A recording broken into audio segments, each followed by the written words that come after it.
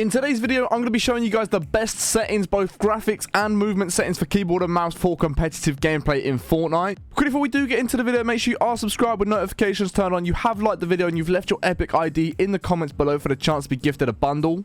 But no more messing about, let's jump straight into the settings right now. Okay guys, for the first setting, we are going to have full screen 4-hour window mode, and the reason for this is it's going to give us the most frames per second. Having it on windowed is okay, but having it full screen is going to give you the best performance and make it as little delay as possible.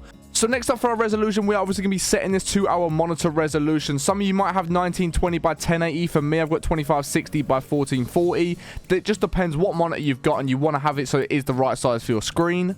For VSync, we are going to turn that off. For our frame rate limit, you're going to set this to whatever your monitor is capped at. So for you guys that might have a 60 FPS monitor, you just want to cap it at 60. And if you've got a 144Hz monitor like me, as you can see, I've got it set to 144 frames. Some of you guys might have a 240 monitor, so you want that 240, 360, etc. You can have this on unlimited, but it just sort of wastes performance. I don't really recommend having it on unlimited, because if you've got a 60 FPS monitor and you're just running at 300 frames, your game's going to be using more frames than it needs to for your screen, so it's going to give away from a bit of the performance. If you cap it at your monitor refresh rate, it's going to then just perform to that, and then other performance things are going to go to different parts of the game, making it less delay, making it less laggy, and giving you the better chance to win all your gunfights. For your rendering mode, I recommend having this on DirectX 11. For my graphics, guys, my brightness is down to 111%. I like it. It just increases the brightness a little bit, makes the game pop a little bit more, and also just allows you to see a little bit more in the darker areas. User interface contrast, I just have that on 1 times. My colorblind mode is on try to nope with the colorblind strength up at 5, which just makes it pop a little bit more. As you can see, if I bring it all the way down to 0, it's just very dull, very boring. You could bring it all the way up at 10, which gives you really, really good brightness. Just makes the game very bright. But personally, I have this on about 5 or 6 because it's like a middle ground. It's not too bright where the game looks really weird, but you can see better. But then it's not so dark that you can't see it. It's like the perfect middle balance for me, and that's where I really, really like it. Motion blur, obviously you want this off. You should not have motion blur on any game, let alone just a competitive game. Now for our graphics quality, guys, I am going to have this on custom. Obviously, we're going to be changing some of these. For anti-aliasing and super resolution, we're going to have this on TSR Epic or TSR Low, depending on what sort of computer you've got. A better PC, you want to make sure you're running it on Epic. If you've got a lower end PC, I recommend having it on TSR Low or anywhere in between.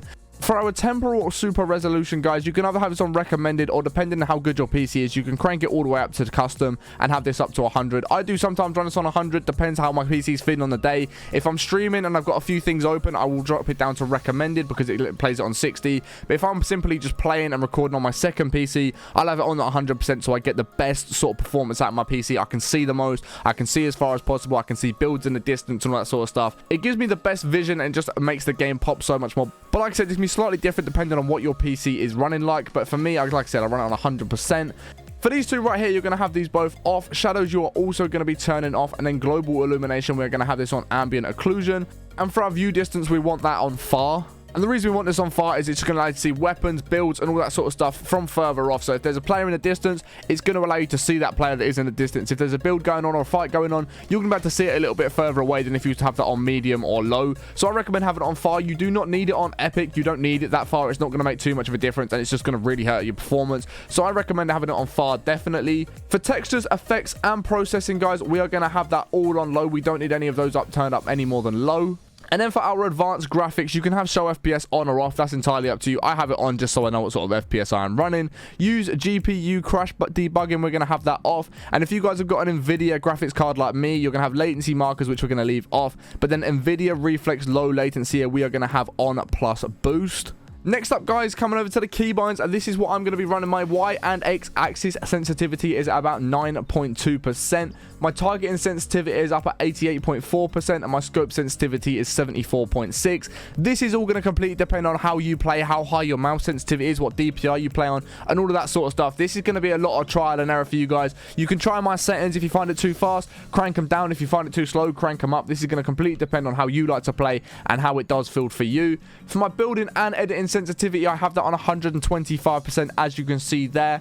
And then for ignore gamepad input and then a lock input mouse method as mouse, I have that off just in case I do sometimes want to play on controller, because I do bounce between the pair of them. So if you play controller as well as keyboard, you might want to have them on just so you can switch between game. But if you do only play on keyboard, you can turn those on so that you don't actually end up locking to a controller. You can just be completely locked to your mouse and keyboard.